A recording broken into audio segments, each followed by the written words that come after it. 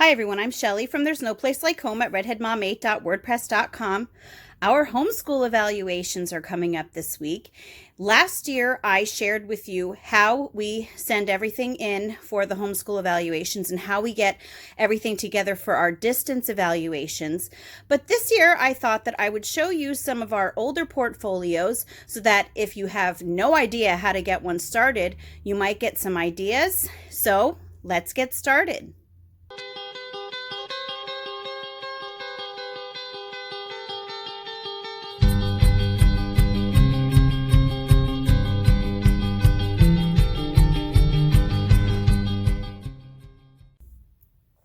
So full disclosure, I do not do the really thick portfolios like what I'm going to be showing you today. I actually stopped doing them several years ago when we got the evaluator that we've been using for a while now, because she does not require as many work samples as my old evaluator used to.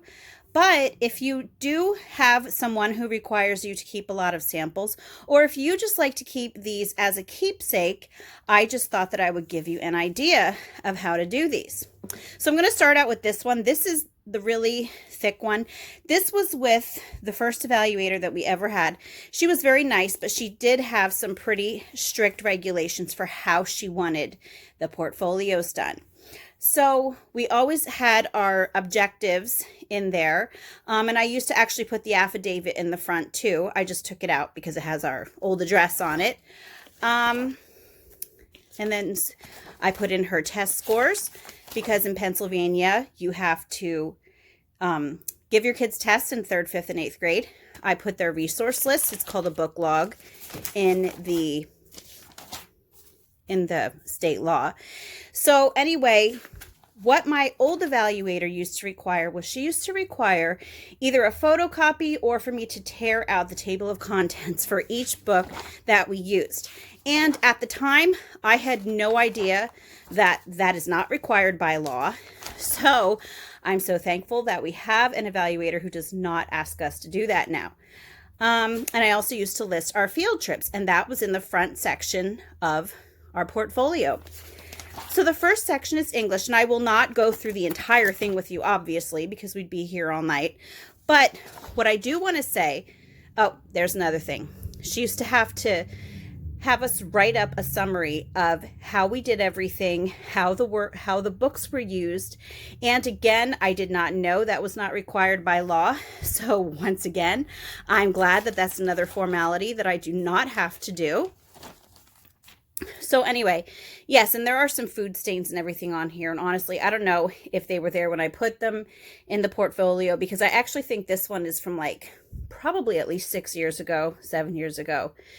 But anyway, and for the English section, I just would grab some samples of the work that she had done, and I would put them in here. And now I've got to say that I used to use a lot of samples. The way that I originally used to do it was that at the end of every week, I would pull like 1 or 2 or sometimes even 3 samples from the work that they did that week for every required subject. And while that doesn't really sound like too much for a week, it adds up if you do that for 36 weeks a year for all these different subjects. So over time, what I then started doing was I would just do it monthly, like once a month. I would just gather a few samples for each subject. And yeah, I got more and more relaxed as time went on. And as you can see here, this was when we were in the more schoolish kind of homeschooling than what we are now. I was still all into the workbooks and everything. So this was before we morphed into the relaxed homeschoolers that we are now. So anyway, so that is the English section. And yeah, as you can see, it's long. We're still in it. Yep, still in it. I just saw some math coming up. We're coming up to it soon. Okay. So then we get to the math section. And again, same thing, just pulling out some samples from the week's work. Okay, so this is from 2012. So that's when all of this was taking place. And I'm also going to show you some ideas for things that you can include in your portfolios if you are not the type of homeschooling family that does a lot of written work, especially if you're unschoolers. Sometimes if you have to keep a portfolio, it can be tricky knowing what sorts of things to keep in there. And you know, for even in like the English section, some of the things that I used to keep for my daughter was if she would write a story in her own time, like without me telling her to, I might add that in. Or if she would make a little book with a story. Again, my kids, they always used to love to write stories. So a lot of times I would include those in their books as well, or in their portfolios. So we'll get through the math section. Not as long as the English. Okay. And social studies, yep, there's my summary of what we had to write. This was when we were in the medieval times unit study. This was supposed to be a wall tapestry that she had made. We learned about the tapestries that they used in castles. I remember that. And so here's a good idea for unschoolers. We used to go to an annual family reunion. So we would put the brochure every year that we would go into our social studies unit because, yes, that falls in with history. And, you know, history and science are really the times that you can make your portfolios fun.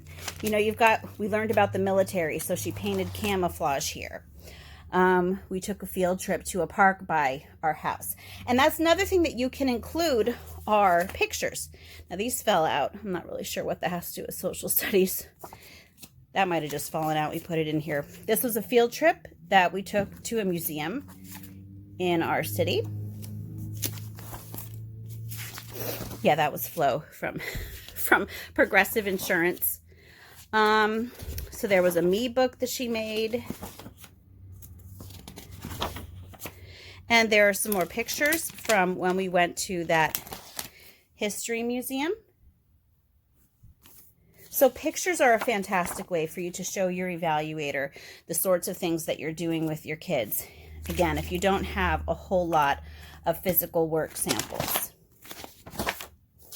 Now we're at science. And, you know, she labeled a horse here. And, you know, one thing that I know that a lot of times people are really unsure of what to put in the portfolio. And for me, it was never about only, I was just going to say, it was never about only putting in perfect things. It's not about that to me. To me, it's about giving the evaluator a really good glimpse of the sorts of things that your family has learned throughout the year.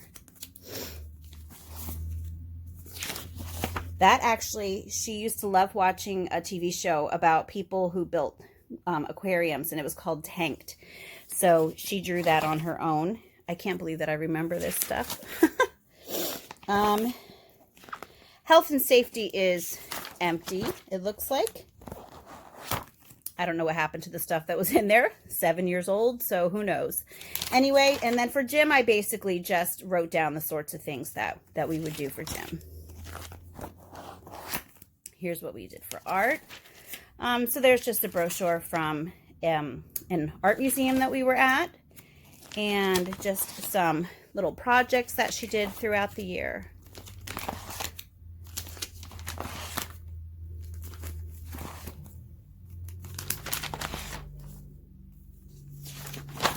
Sorry, I'm not going to go through the entire thing for you.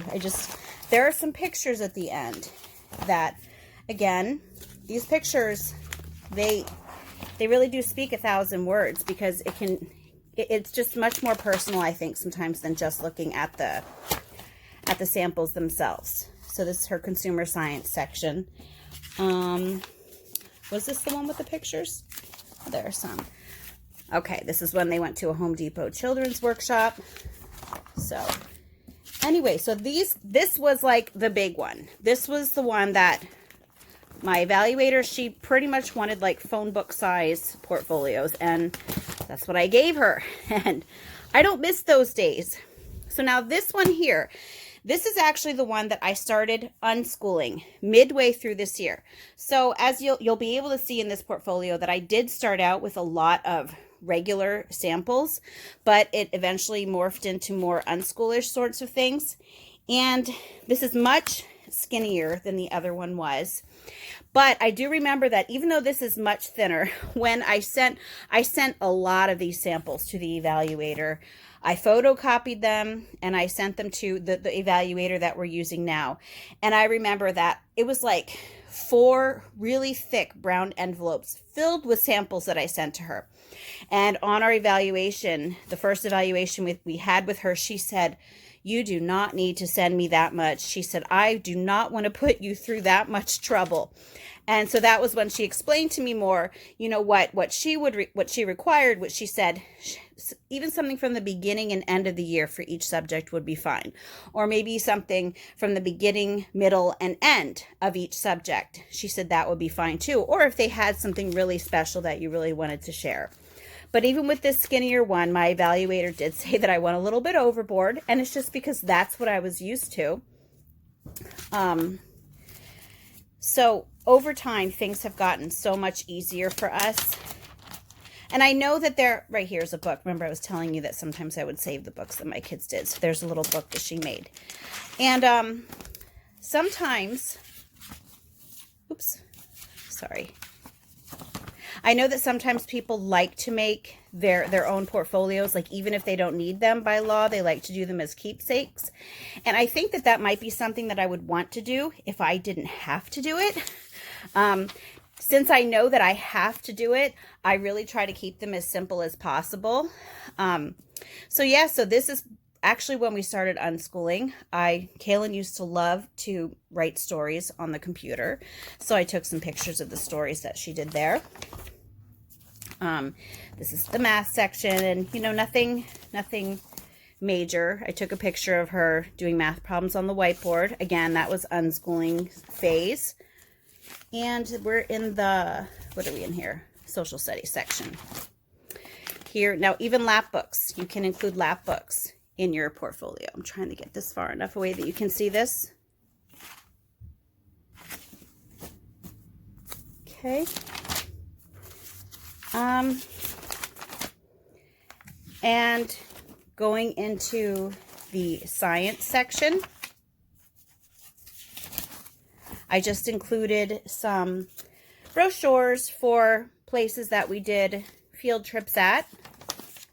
So again, this is something very simple for unschooling if you're not sure what to share. Some photos from when we took the kids to Cabela's. This is just a lap book that my daughter did on her own. She used to like to do those, and she did this shark one on her own as well. So I included those. And this is when they made a candy volcano for a homeschool presentation day that I organized at my church. Some nature study stuff. And we're getting to the art. So I hope you're kind of getting an idea of what a homeschool portfolio looks like. Like if you're really unsure, it can really just be anything that you want to show off that your kids did. Or, in the case of it being homeschool laws, it could just be you showing proof, that you're actually doing stuff. So these are just some other things that we did. And I just put little captions so that she would understand, so that the evaluator would understand the context, why they were doing these things. That's just pictures of my daughter playing Sally in a Charlie Brown Christmas. And yeah, this is actually in the music section because Kaylin, she was playing the little guitar and she was singing 50 Nifty United States to her sister. And I think I included these pictures maybe for Jim. Just to show that, yes, my kids did do physical things. And that's them making a recipe together for consumer science. So anyway, that's really all that a homeschool portfolio has to entail. You can think of it almost like a scrapbook. If you're a really creative type, you could add all sorts of embellishments and everything. Since I have to do so many of them, I'm kind of just like, get them done and over with and move on. That's where I'm at right now. Maybe if I only had like a couple kids, I might be a little bit more detailed about them. But as I mentioned earlier, I don't even do them like this anymore. I just send my evaluators some samples via email, and that's it. And if you are interested in seeing how we do that, I will link that in the description box as well. And anyway, that's all that I have for you today. I can't even close this.